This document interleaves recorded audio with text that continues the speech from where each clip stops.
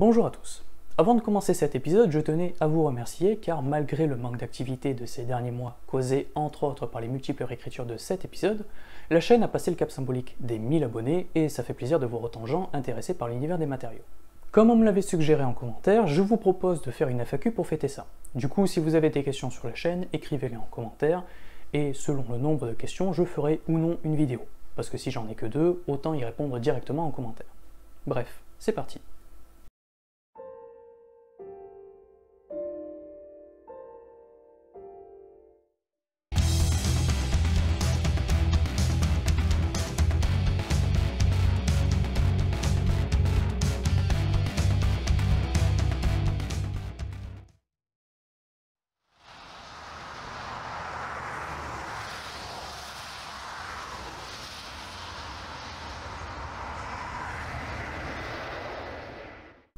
Bonjour à tous. Pour faire suite à l'épisode précédent où l'on a vu ce qu'était la lumière et de façon plus générale une onde électromagnétique, ainsi que comment la matière pouvait en émettre, on va voir aujourd'hui l'inverse, c'est-à-dire l'interaction entre une onde déjà émise et la matière, ce que décrivent les quelques propriétés optiques présentées ici.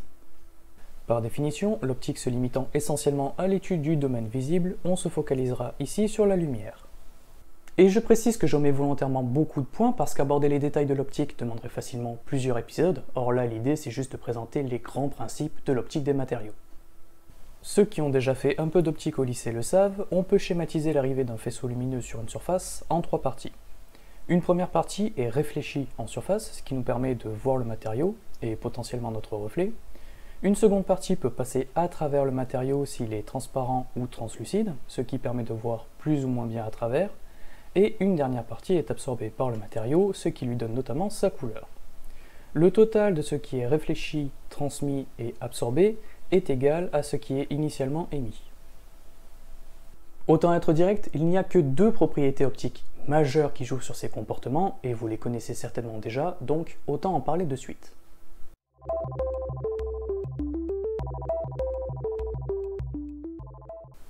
La première est vue au lycée, c'est le fameux indice de réfraction N de la loi de Snell-Descartes qui permet de relier l'angle d'incidence et l'angle de réfraction d'un faisceau qui change de milieu.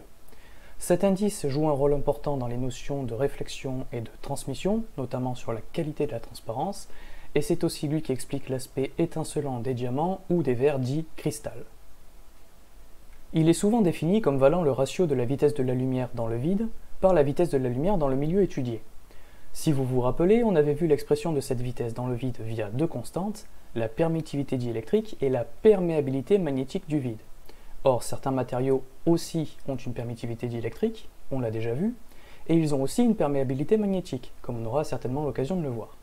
On peut donc intuiter que la vitesse de la lumière dans le milieu s'écrit ainsi, ce qui donne une nouvelle expression de l'indice de réfraction, qui devient finalement une sous-propriété dépendant directement de 2 propriétés et de 2 constantes. On peut encore simplifier cette relation en employant les propriétés relatives du milieu, et sachant que pour l'essentiel des matériaux transparents, là où cet indice nous intéresse, la perméabilité relative est proche de 1, on se retrouve avec cette expression très simple que certains ont peut-être déjà vue dans l'enseignement supérieur. Voici quelques valeurs typiques d'indice de réfraction avec en blanc les milieux transparents dans le domaine visible et en rouge les milieux transparents dans l'infrarouge. Pour l'essentiel des matières plastiques et des verres, les valeurs sont comprises entre 1,4 et 1,6. La seconde, on en a déjà parlé, c'est l'énergie de gap de la théorie des bandes.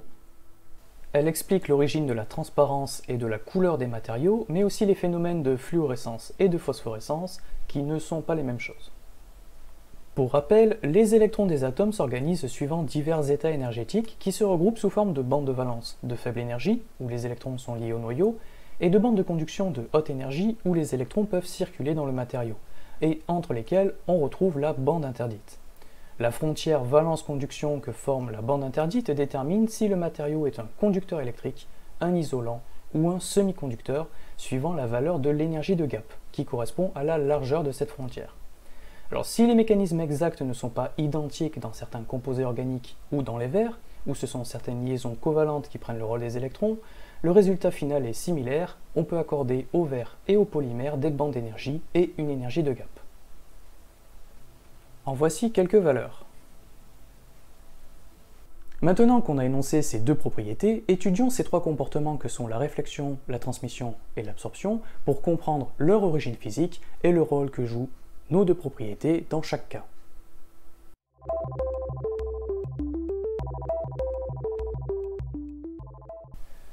Et on commence par la réflexion. C'est un phénomène que tout le monde connaît. Les surfaces renvoient la lumière avec laquelle on les éclaire, comme on le fait ici avec un laser. Mais pourquoi? Pour le savoir, direction les atomes.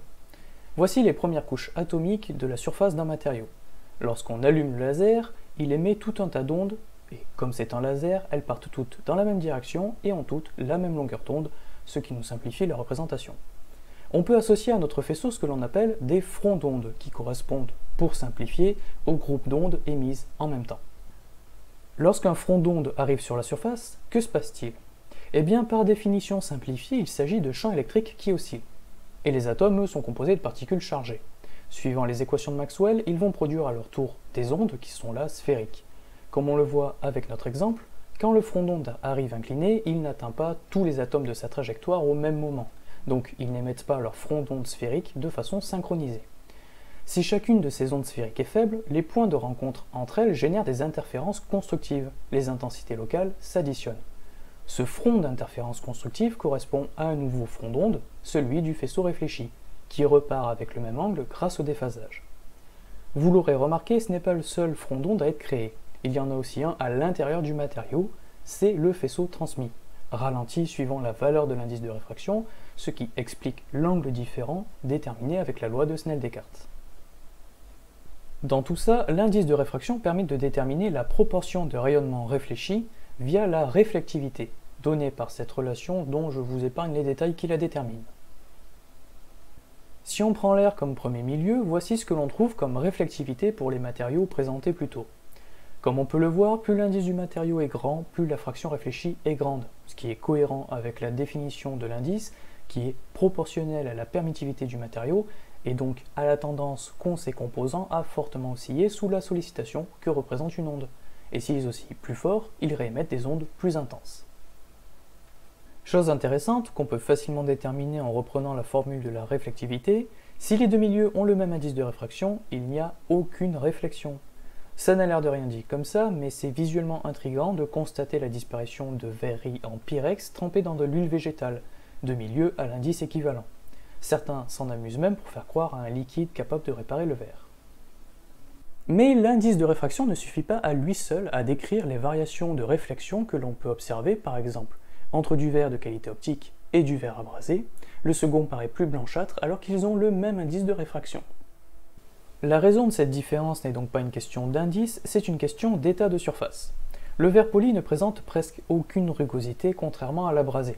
Lorsque les fronts d'onde arrivent sur l'abrasé, ils ont affaire à de multiples facettes orientées dans toutes les directions, ce qui réfléchit les faisceaux dans toutes les directions, mélangeant l'information, d'où une tendance à être blanc. C'est ce que l'on appelle une réflexion diffuse, par opposition à la réflexion spéculaire qui conserve l'image émise comme un miroir. Pour avoir une réflexion spéculaire, on peut utiliser des matériaux d'une transparence limpide, ou au contraire des matériaux parfaitement opaques comme les métaux, mais il faut dans tous les cas une rugosité très faible. Si la rugosité est trop importante ou que le matériau contient des diffuseurs naturels, on aura une réflexion diffuse. Maintenant qu'on a vu pourquoi la lumière pouvait être réfléchie à la surface d'un matériau, voyons pourquoi certains matériaux sont transparents et d'autres opaques.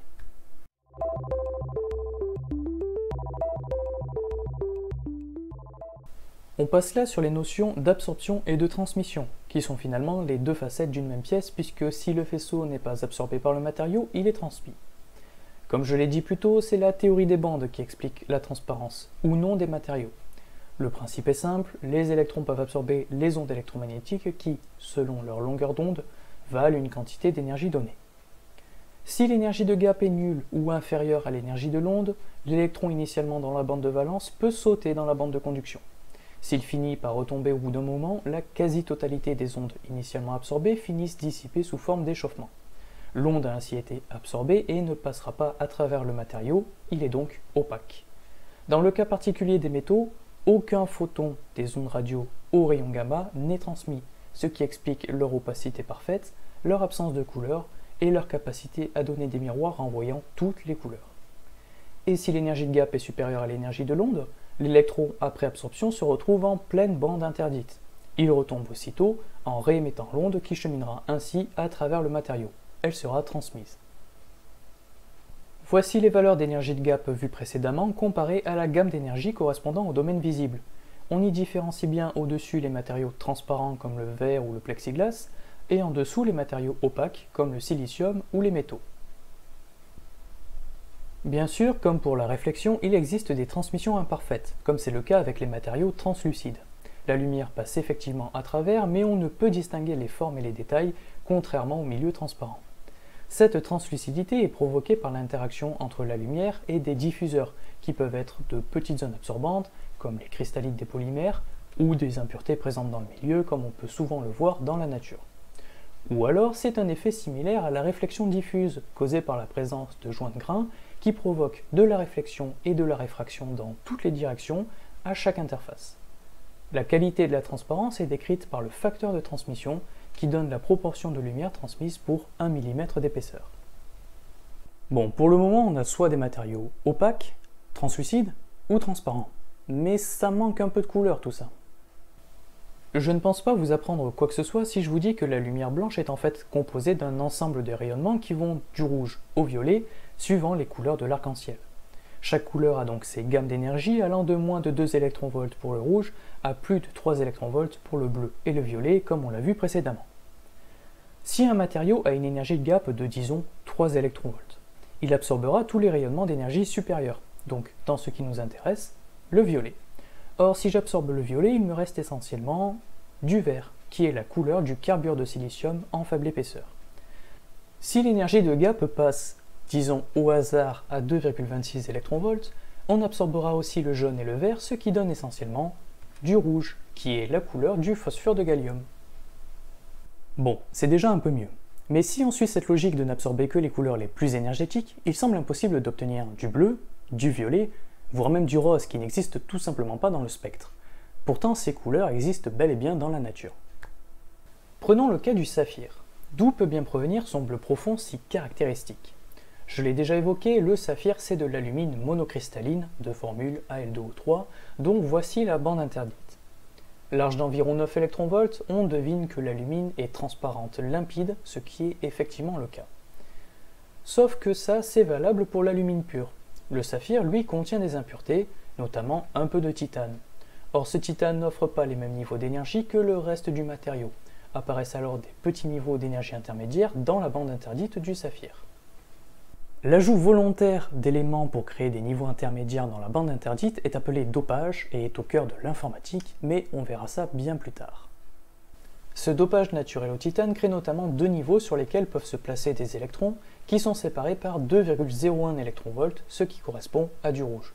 En ajoutant du fer, lui aussi naturellement présent dans le saphir, on crée des échanges d'électrons entre le titane et lui, ce qui, en vous passant les détails, génère de nouveaux niveaux espacés cette fois de 2,2 électronvolts, ce qui correspond au vert. Au final, on a du blanc auquel on retire du rouge et du vert, ce qui nous laisse la dernière couleur, du bleu. Attention cependant. Précédemment, on a vu qu'un électron pouvait absorber toutes les énergies supérieures à l'énergie de gap, car derrière il y a toute la bande de conduction à remplir. Mais dans le cas du dopage, ce ne sont que des valeurs précises qui sont absorbées, car les niveaux d'énergie sont limités, ce ne sont pas des bandes, parce qu'on n'a pas de couplage des orbitales comme dans les atomes du réseau. En jouant ainsi avec ces niveaux d'énergie dans la bande interdite, on peut obtenir toutes les couleurs possibles en absorbant leurs couleurs complémentaires.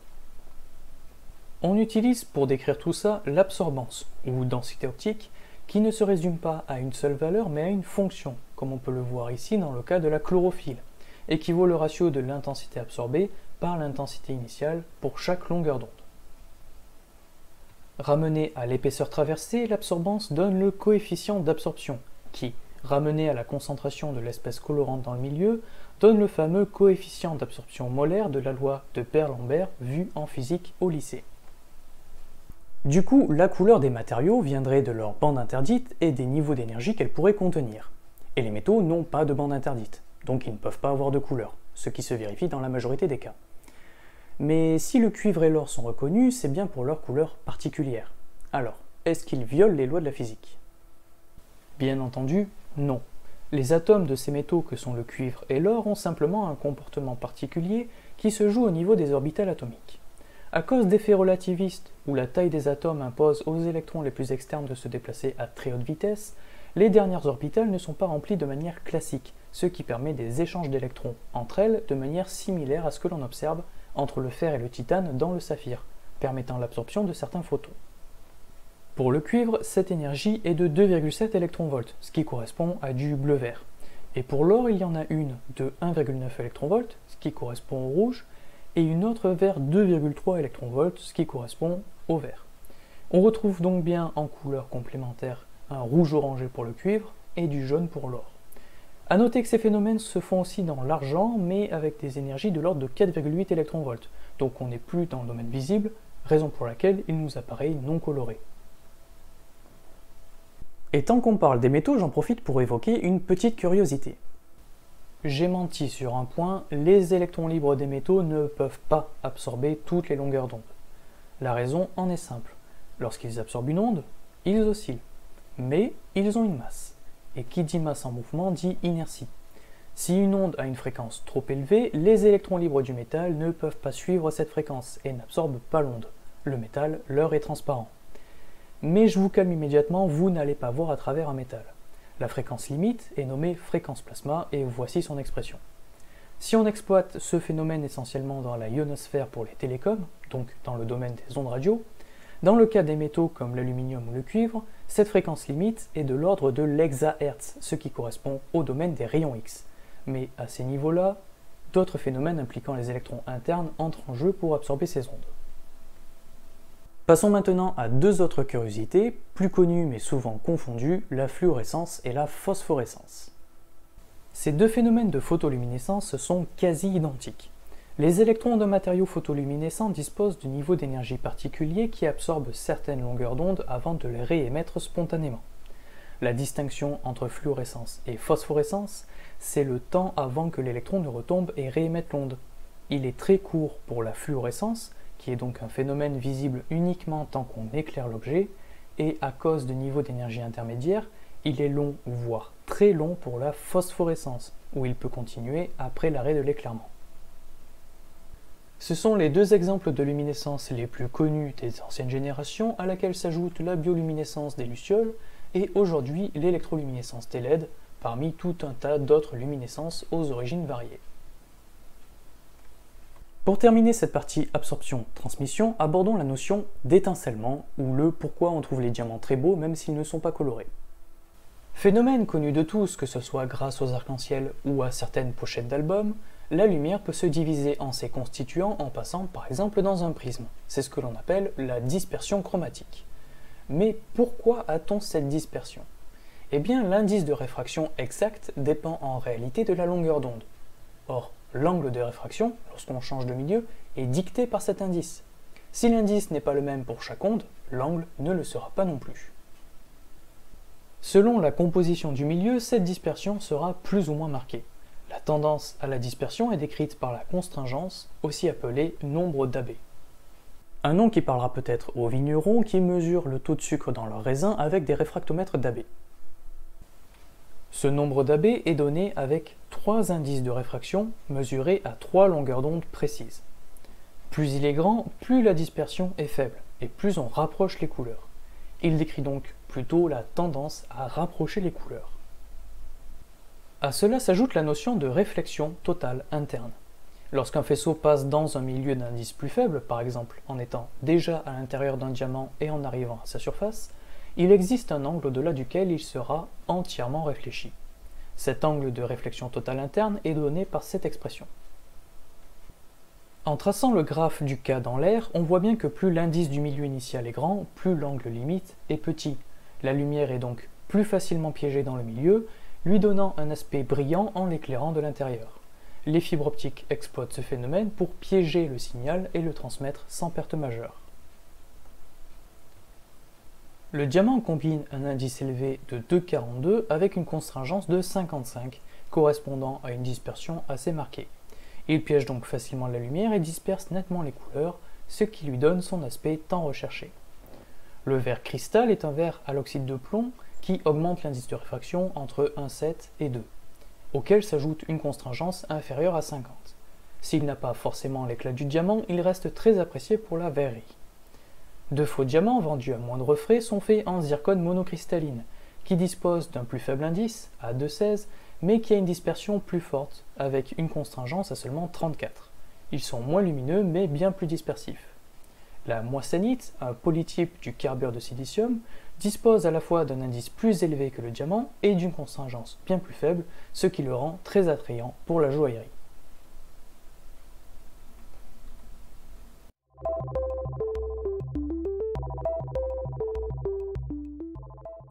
Voilà pour l'essentiel des phénomènes optiques intervenant dans les matériaux. Alors cet épisode n'a fait que survoler de nombreux principes, mais c'est déjà pas mal. Finalement, en termes de propriétés, il n'y a pas grand-chose, mais les nombreux phénomènes faisant interagir la matière et la lumière ne doivent pas être négligés. Ils sont notamment très importants en analyse chimique, et à l'échelle de Monsieur Tout-le-Monde, ils permettent à beaucoup de voir correctement. Sur ce, je vous remercie d'avoir regardé cet épisode, et je vous dis à la prochaine.